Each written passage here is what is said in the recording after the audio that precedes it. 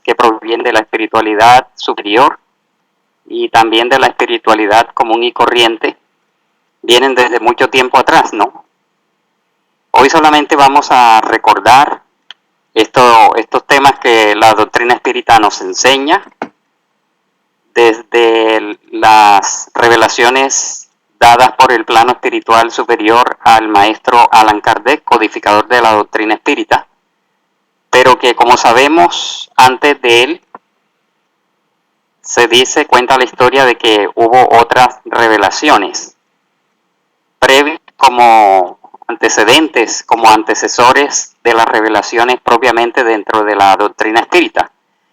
Y tradicionalmente se menciona al sabio, medium y clarividente sueco Emanuel Swedenborg, quien vivió entre 1688 y 1772. Él tenía una vasta cultura, era comparable con Leonardo da Vinci por su gran cultura y su versatilidad en el campo de la intelectualidad. Publicó un gran número de libros científicos, pero lo que nos interesa destacar en esta oportunidad es que publicó 12 libros sobre espiritualismo y las revelaciones espirituales. Entonces hay que comprender que Emanuel Swedenborg, en calidad de medium y clarividente, indudablemente recibía enseñanzas del plano espiritual, ¿no? Entre ellos escribió un libro, como podemos ver allí, La Divina Providencia, Arcanos Celestes y la verdadera religión cristiana. Con este libro, La verdadera religión cristiana, cuentan los historiadores que él trató de recuperar la pureza de la enseñanza del Maestro Jesús en su parte esencial. Él podía ver grandes regiones de la espiritualidad y comunicarse fácilmente con notables espíritus, ya que, como se sabe, fue asistido por algunos otros personajes. Tenemos a Luis Alfonso Cahagnet en Francia, quien fue contemporáneo de Allan Kardec y es muy poco mencionado dentro de la historia de la doctrina espírita, aunque no se dice que él hubiera sido espírita propiamente. Fue estudioso del sonambulismo, el magnetismo y el espiritualismo, y mantenía relaciones con los espíritus desencarnados a través de pacientes en estado sonambúlico. Es bueno recordar que en aquella época, antes de la aparición del espiritismo, existía el espiritualismo en términos generales y también se hablaba del espiritualismo moderno. Y muchos de ellos eran conocedores del fenómeno del magnetismo inducido a través de pases magnéticos y hacían estar en estado de trance a personas que tenían facultades de este tipo. Y bajo ese estado caían en trance y se daban las comunicaciones psicofónicas. Él escribió libros como Arcanos de la Vida Futura develados, Telégrafo Celestial en 1848, en el mismo año en que las hermanas Fox empezaron a recibir las primeras comunicaciones en forma de tictología en Norteamérica.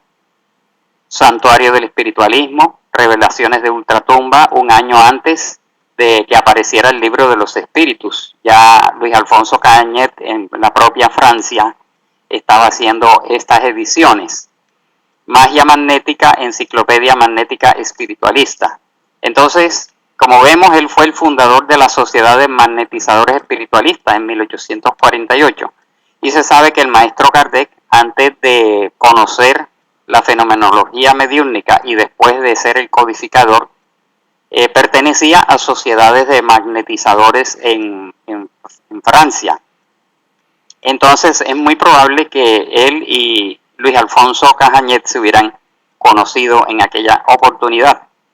Es un movimiento que se estaba dando, como podemos ver, ya que el plano espiritual no dejó a cargo de una sola persona, sino a través de muchos personajes que tenían sensibilidad o que eran escritores o investigadores, adentrarse en esas captaciones y descorrer ese velo que ocultaba la espiritualidad.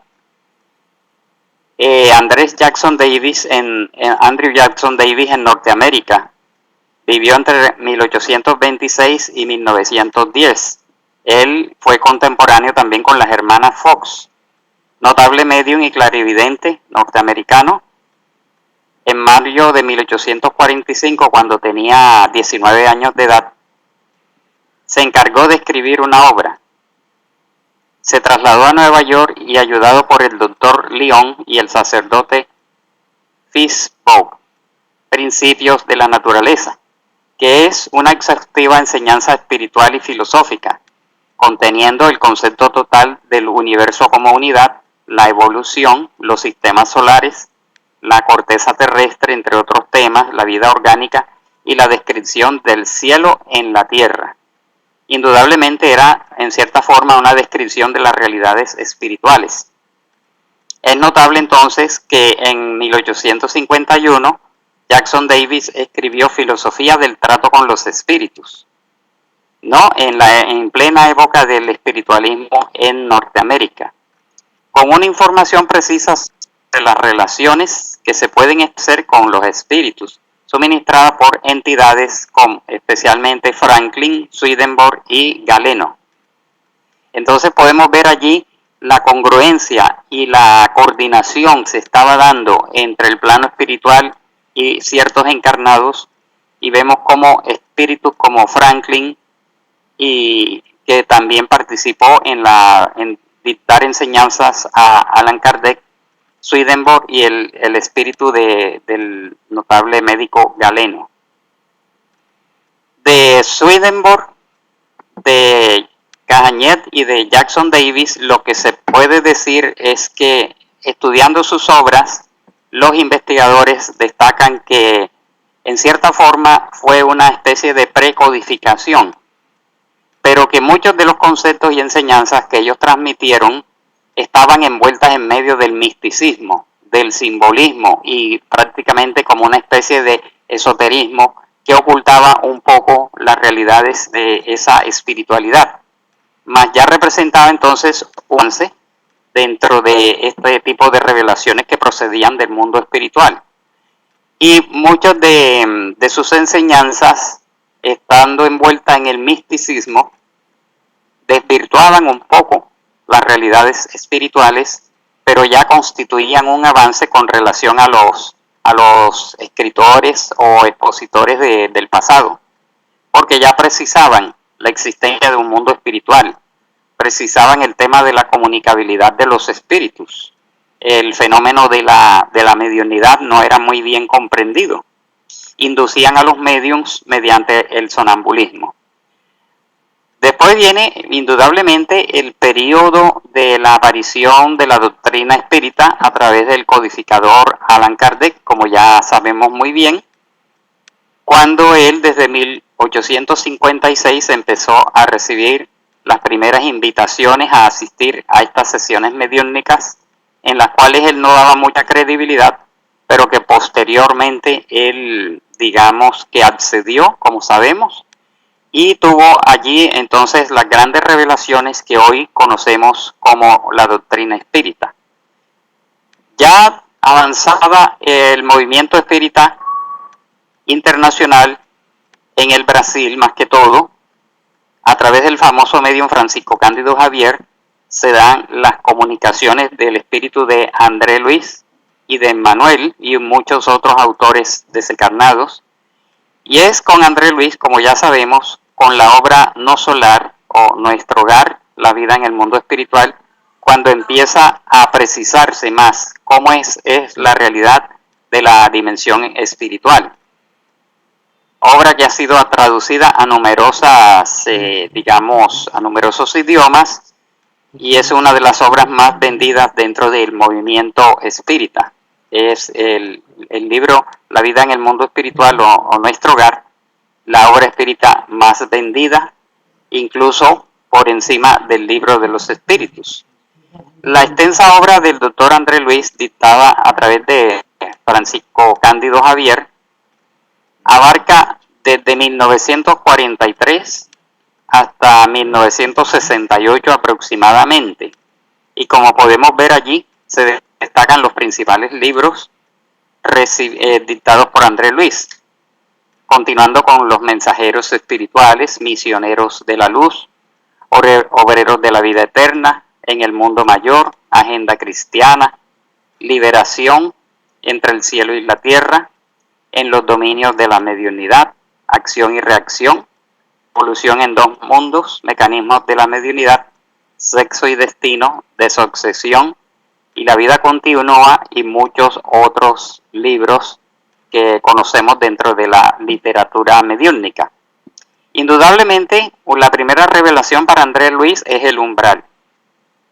La existencia de esta franja vibratoria paralela al mundo físico, en la cual en cierta forma estamos inmersos, ya que, como se sabe y se deduce de todas estas revelaciones, nosotros convivimos hasta cierto punto con el llamado umbral, que es la franja más densa de la espiritualidad, ya que deambulan a nuestro alrededor, en nuestras calles, en los sitios públicos más que todos, en los sitios de vicios, etcétera, espíritus inferiores. Y André Luis revela de que el umbral está dividido en tres grandes franjas, que son el umbral denso, el umbral medio y el umbral alto, y que la colonia Nuestro Hogar está ubicada en la periferia del umbral alto.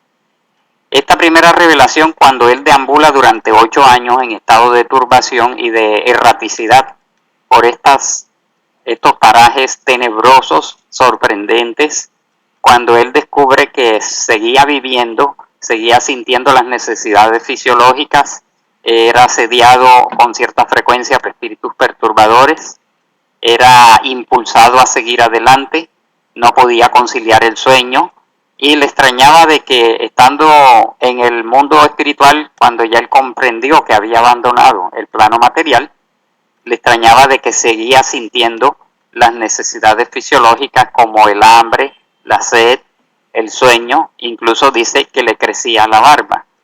Ya sabemos que todos estos fenómenos sucedían a nivel de su cuerpo periespiritual y como reflejo de los condicionamientos mentales que todos adquirimos mientras estamos aquí en la tierra, ¿no?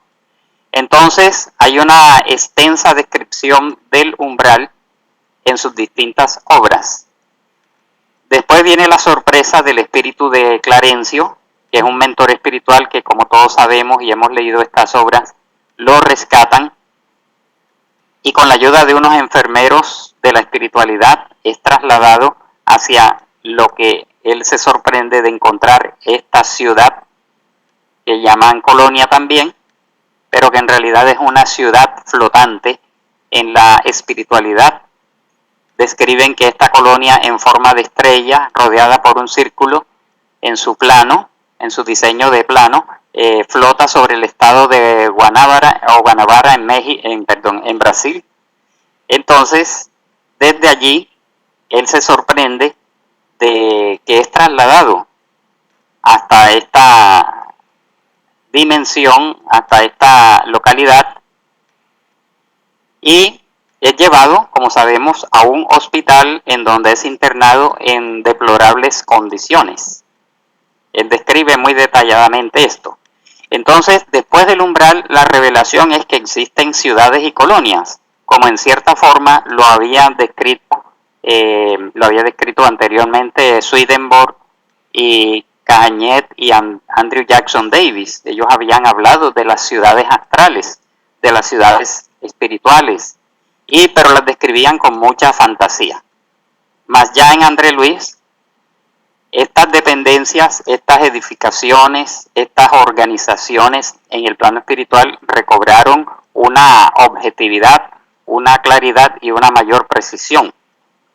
Es hospitalizado después de los 8 años de deambular por las zonas inferiores.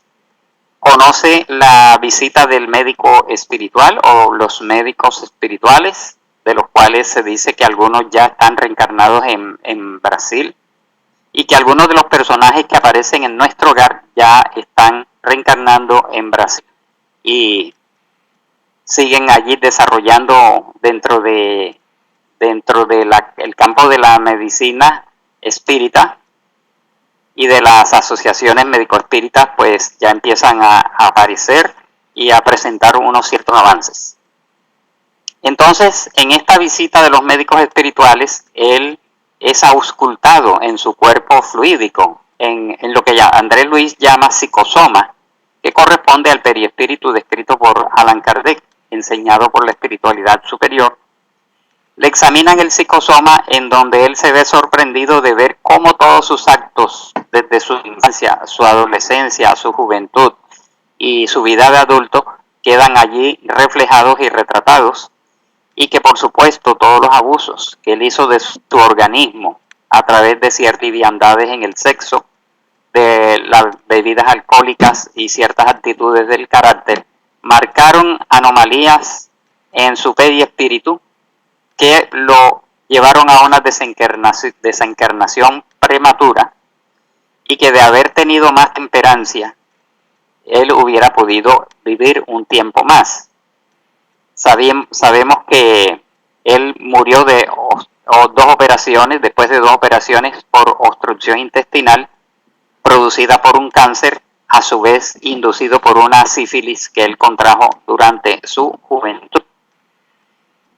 Entonces, poco a poco él se sorprende, llora y se conmueve ante todas estas revelaciones, en donde él dice que no estaba enfrentado ante un juicio o ante un tribunal como lo pintaron las religiones, sino ante unos médicos respetables que de una manera sencilla, amable, pero muy franca, le describen cuál es su situación espiritual. Y él dice que hubiera preferido estar ante un verdadero tribunal que lo juzgara directamente, y no ante estos ilustres personajes que de una manera fraterna le estaban hablando y fue descubriendo cuáles fueron sus fallas. Después vemos los episodios en donde allá en el plano espiritual están médicos y pasistas de la dimensión espiritual. Le asignan un visitante que es Lisias, quien le da pases diariamente, ¿no? Lisias, adelantándome un poco, ya debe estar reencarnado porque Chico Javier conoció en los últimos años de su vida, llegó a conocer una pareja en Brasil, un matrimonio ya de edad mediana, y los espíritus le revelaron que de esa pareja reencarnaría Lisias. Lisias, además de ser enfermero, acogió a André Luis en su hogar, y que estos personajes, los padres de Lisias, habían reencarnado en este matrimonio que conoció Chico Javier, y que ellos estaban próximos a la reencarnación de Lisias, y que más adelante vendrían a través de ese tronco familiar otros de estos personajes. Son revelaciones sorprendentes cuando André Luis comprende y le describen más o menos cómo está organizada esta ciudad espiritual llamada Nuestro Hogar, que tiene una gobernación en la parte central y 6 ministerios conformando una estrella de David, y que a su vez tiene unas murallas en forma circular que rodean a todo el complejo, que flota, como dijimos anteriormente, en la periferia del umbral. Allí entonces él ve dónde está ubicado el parque hospitalar, los ministerios, los 6 ministerios, es llevado al parque de las aguas, a las fuentes luminosas, a la gobernación, al campo de la música. Es decir, él poco a poco va conociendo todas estas dependencias y las transmite a través de sus comunicaciones.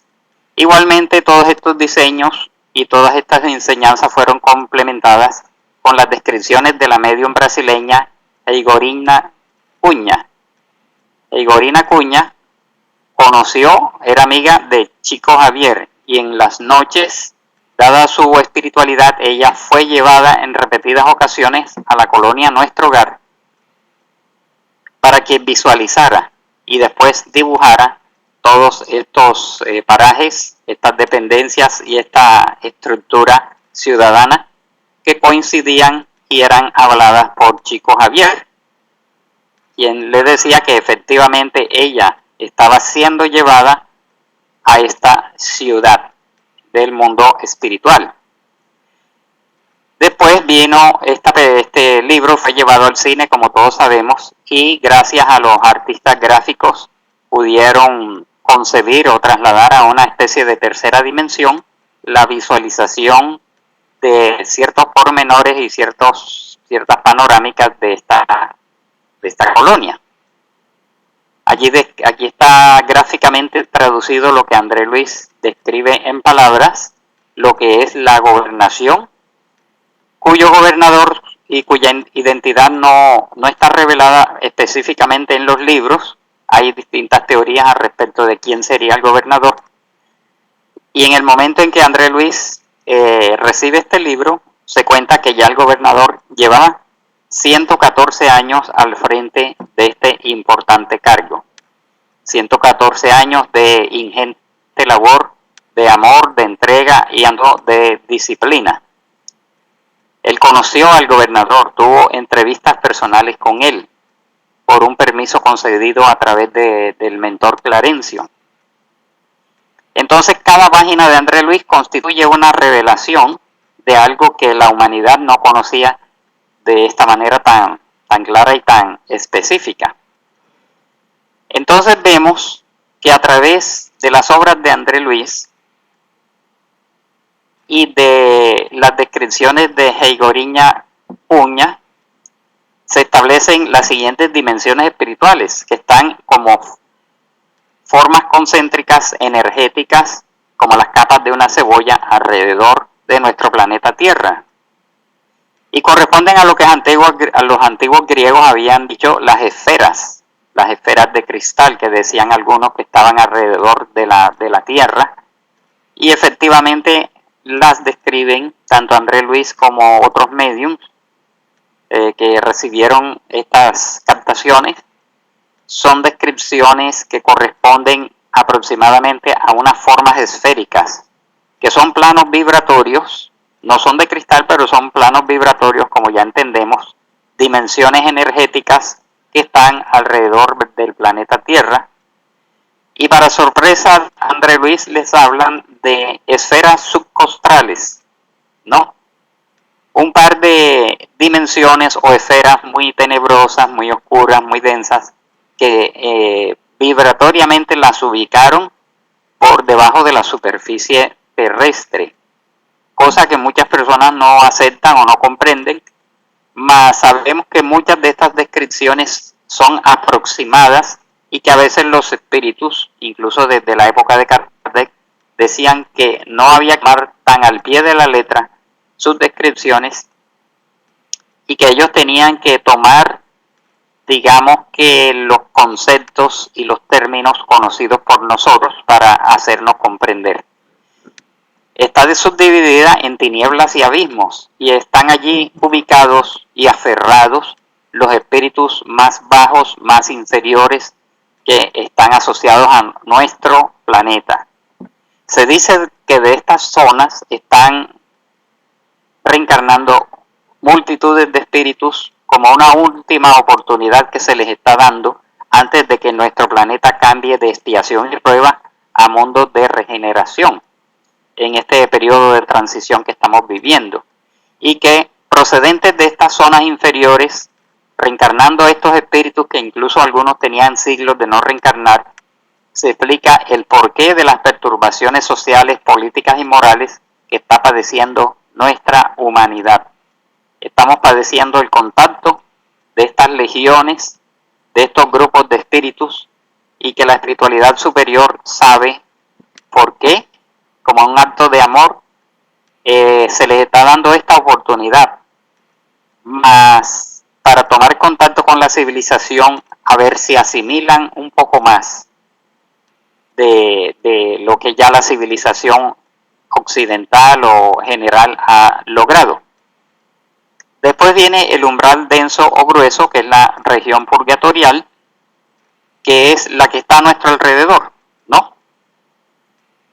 El umbral denso o umbral grueso, con el cual convivimos y que es de allí desde donde se originan la mayoría de las influencias obsesivas que nosotros padecemos. ¿Pero por qué las padecemos? Porque nos ponemos a través del vicio y de las imperfecciones y de las pasiones, nos ponemos en contacto con ellos. No, no es que estemos desamparados, no es que estemos en manos de todas estas influencias, sino somos nosotros los que abrimos las puertas de sintonía hacia todas estas entidades que de esta región del umbral denso proceden.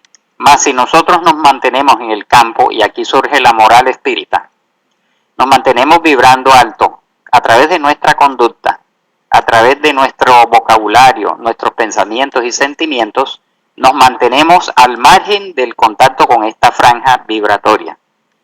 Después viene el umbral medio, en donde están las moradas, los puestos de socorro y las instituciones de asistencia, a donde son llevados espíritus que son rescatados de las otras regiones, son llevados temporalmente a estas moradas y a estos puestos de socorro, que igualmente están enclavados como en especies de murallas que las protegen, y son valerosos los espíritus trabajadores que allí residen.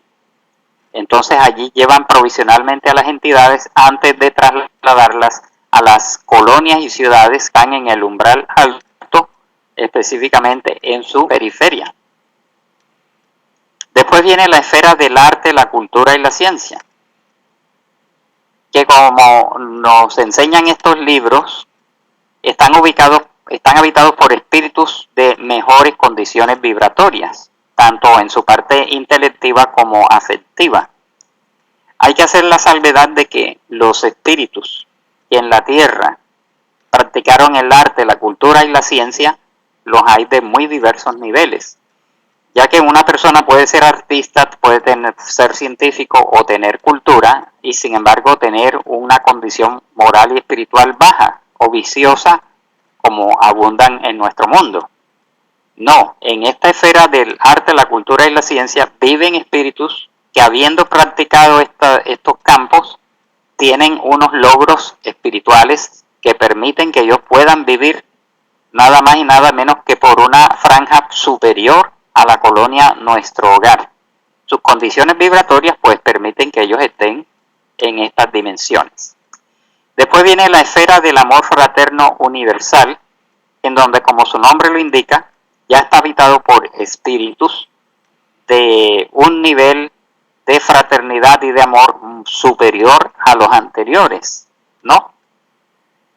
Y como por poner ejemplo, podríamos decir que una Madre Teresa de Calcuta, un Vicente de Paúl o algunos de estos personajes que se destacaron ya por su amor a la humanidad, un Gandhi, son ejemplos, ¿no?, aproximativos, pudieran, entre comillas, habitar esta región de amor fraterno universal.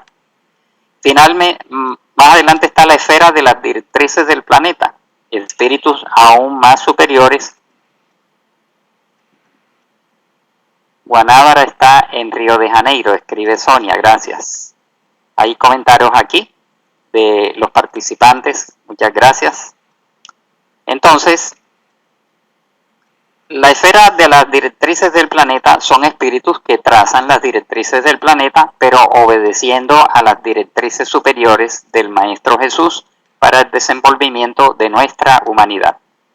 Entonces nuestra imaginación no alcanza a comprender ni a señalar nombres, pero tienen que ser espíritus muy superiores, que son los representantes y delegados, los ministros directos del Maestro Jesús, para ser los portadores de estas directrices del planeta, y que de la esfera del arte, la cultura y la ciencia, la del amor fraterno y de la esfera de las directrices del planeta, reencarnan en verdaderas labores misioneras para impulsar a la humanidad en los distintos campos.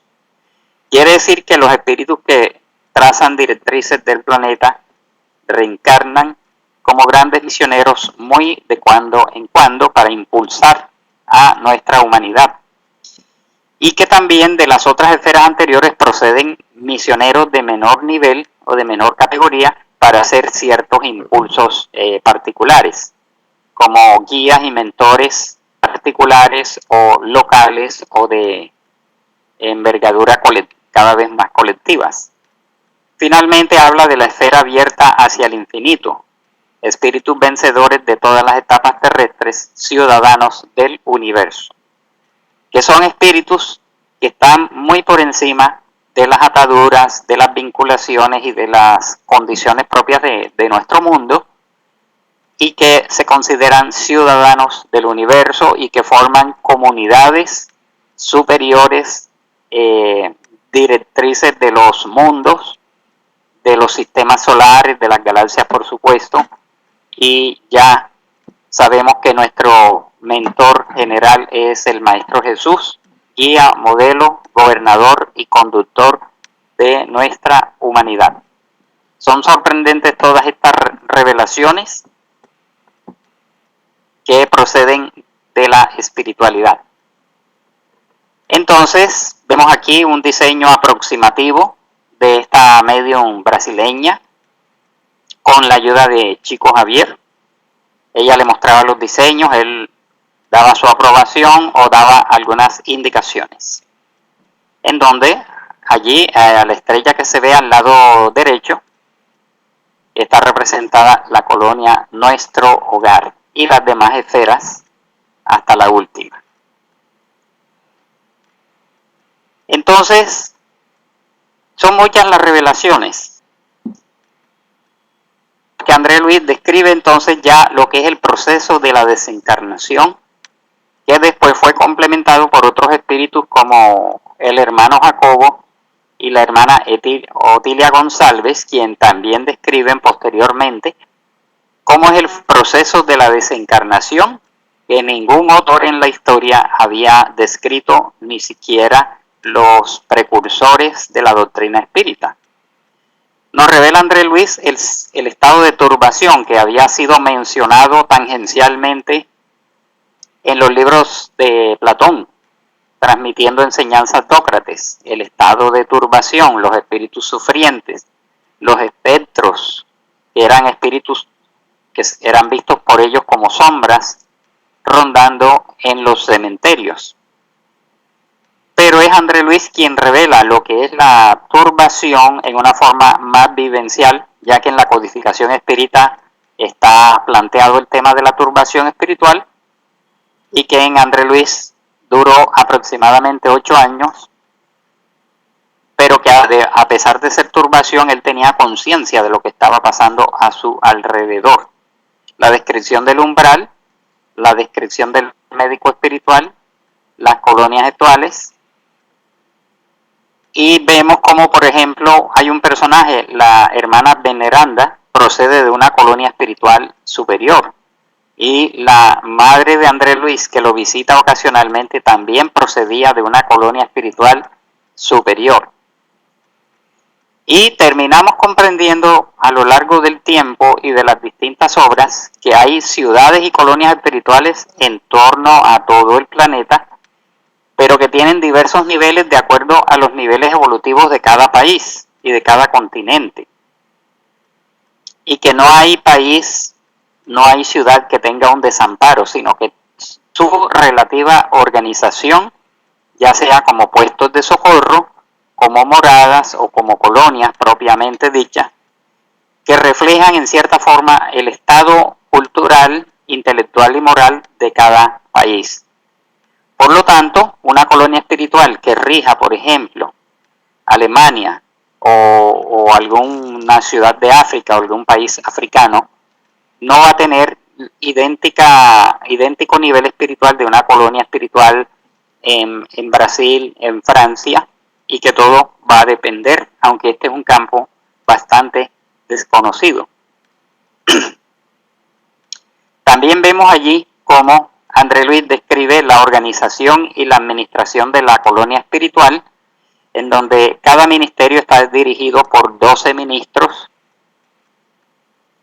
y que estos 72 personajes son los asistentes directos del gobernador de la colonia. Hay una perfecta organización colectivista, como una especie de socialismo en el mejor de los sentidos, en el sentido cristiano profundo, humanista, en donde donde no existe una propiedad privada propiamente dicha, sino un compartir de todas las propiedades que van siendo cedidas por unos espíritus a otros en la medida en que ellos van reencarnando, y que el hogar que ocupa Licias y su madre, y que después ocupa André Luis temporalmente, ellos dicen que en la medida en que ellos van encarnando, otros espíritus afines a ellos los pueden ir heredando y ocupando temporalmente, ¿no? Entonces, y que nadie en esta colonia padece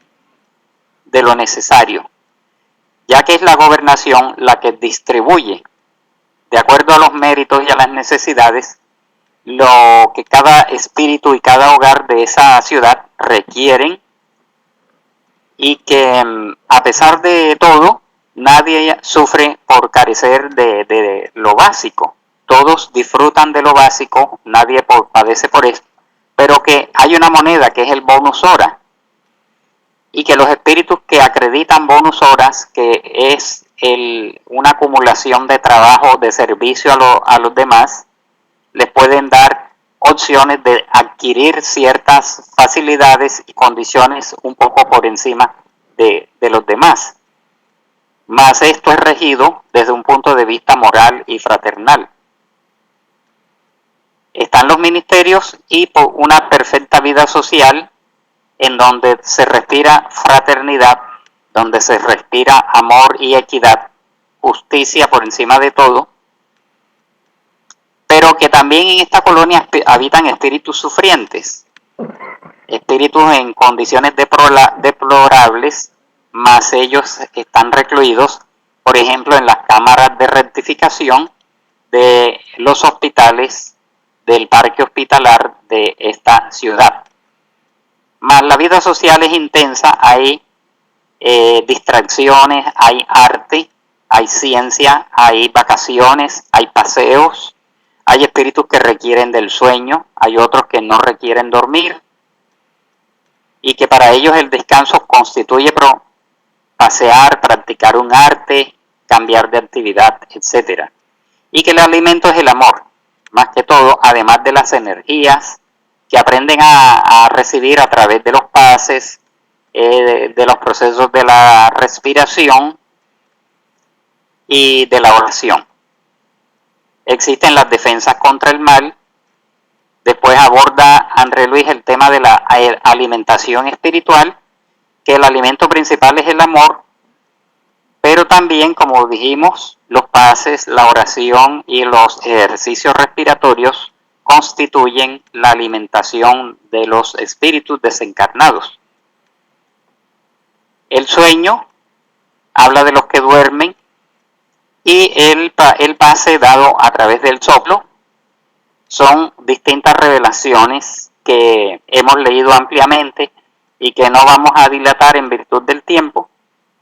Encuentra André Luis la descripción y la vista del psicoscopio, que está en el libro En los dominios de la mediunidad, que es un aparato de alta tecnología electromagnética que en el plano espiritual sirve para auscultar la materia densa y la materia etérica.